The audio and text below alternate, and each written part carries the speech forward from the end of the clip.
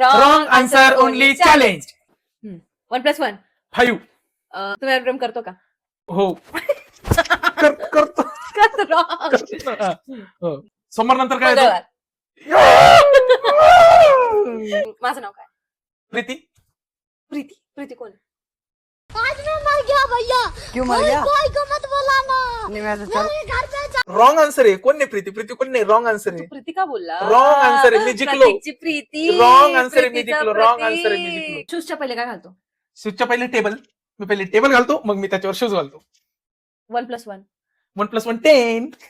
माझं नाव काय? प्रतीक.